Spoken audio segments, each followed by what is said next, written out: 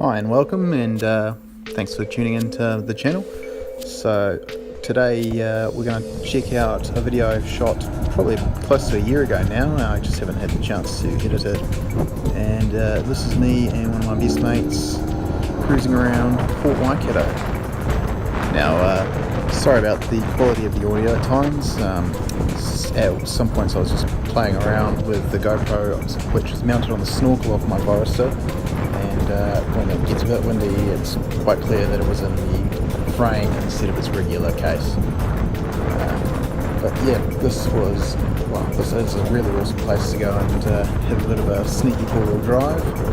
The main reason we came out here was so that we could actually go fishing. So it was one of the coldest days of the year, and we decided that we were going to go to the coast and sleep in our cars and hopefully catch some fish. Unfortunately, the only thing we caught was a cold, but hey, that's fishing.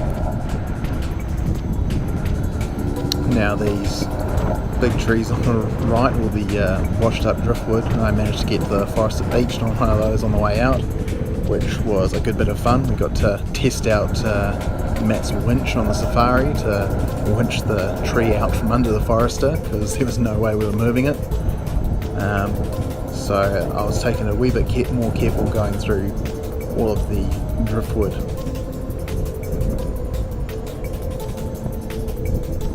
Now up here you'll see the Safari will just nip to the right, and it's a little bit of a tricky corner, this one. So basically the sand gets really soft on the water side, which can sort of throw you around a bit, and the Forester being automatic and turbo doesn't have a lot of guts right down low, but as you can see, she hits it.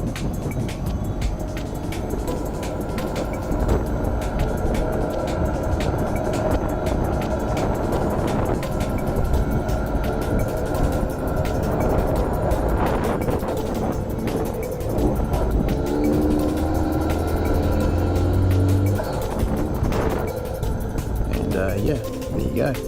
At this point the Forester only had a lift in the back, just some heavy duty lift springs, so it does tend to plough into stuff, and it didn't have a skid plate at that point either.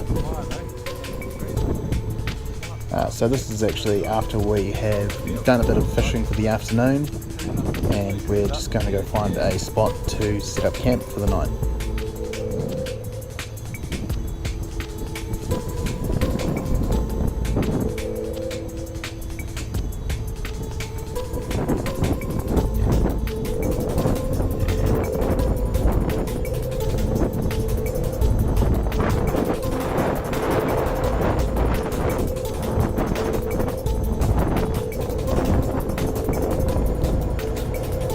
Nice thing about Port Waikato is the further inland you get, the more hard packed the sand is. But you got to be real careful with these trails, because more than a few times we've come around a corner and come face to face with a couple of people with horses, and obviously horse people don't really appreciate loud, noisy four-wheel drives, coming barreling around corners into them.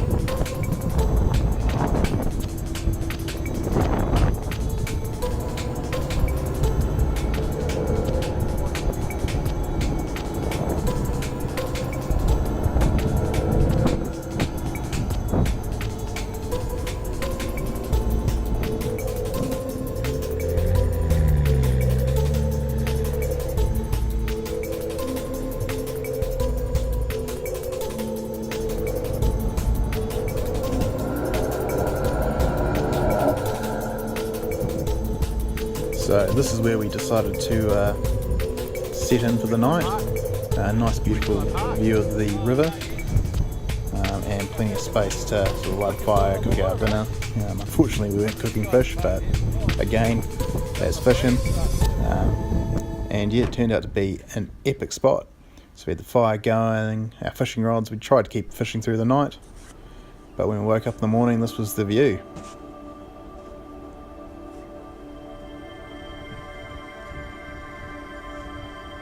There's Matt just clearing away our fire pit, getting rid of any embers. But holy hell, like, that view, epic.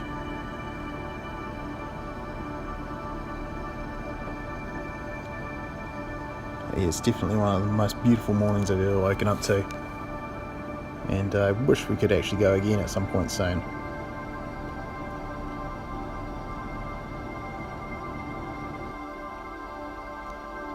But yeah, it was absolutely stunning. You can see the fog coming in from the deeper end of the river.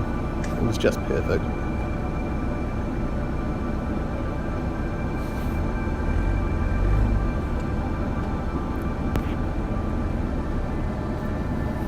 Now we're actually going to go off and have another fish, but turns out to be unsuccessful. So I'll just show you a bit of the trails we hit before I cut to where we decided screw the fishing and let's have some fun, which really showed what the little Forester could do in nearly stock trim.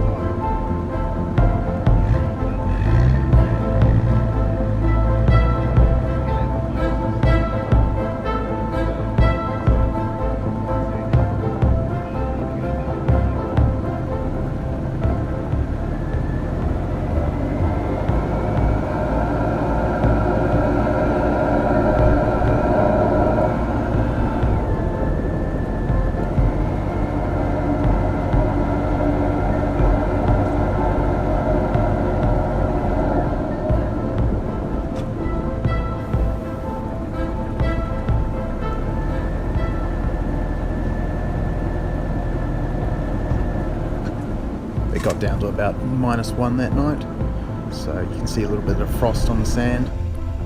But as I said, we got a bit sick of not catching fish, so we went and had a play. So Matt's Safari's got a body lift and massive tyres,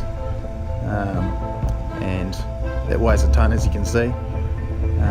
But the little Forester, it was able to keep up quite well. I was very glad for the fact that I've got a snorkel on it. So if you haven't seen my previous videos, the snorkel on my Forester is off a MK Mitsubishi Triton, and I've mounted it a bit lower than most people tend to mount their snorkels on their guards, but we didn't really want to hit it with a heat gun too much, so we mounted it so it's got a direct path straight into the airbox where it's sealed with silicone.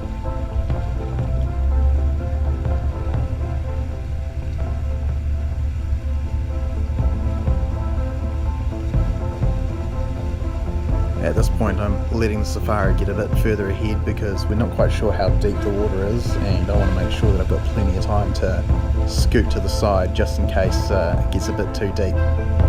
My Forester still has its ECU in the floor pan of the passenger side, so I definitely don't want water getting into the cabin if I can help it.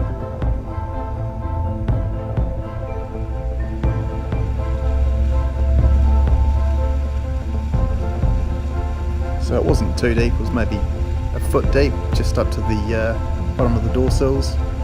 So yeah, nice and easy, nothing to worry about here. It was just a shit ton of fun.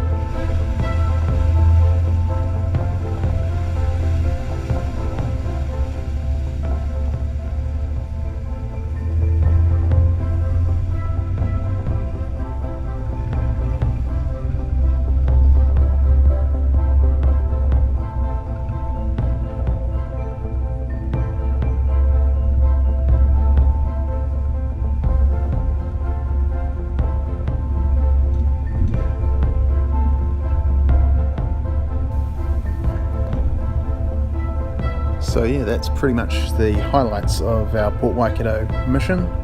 There are a few other funny bits which I haven't managed to include into the video, just because I'm editing it on my phone with the GoPro Splice app. So keep an eye out in the future, and I'll probably put a few of the bloopers, including me well and truly beaching / nosediving into a sand chain.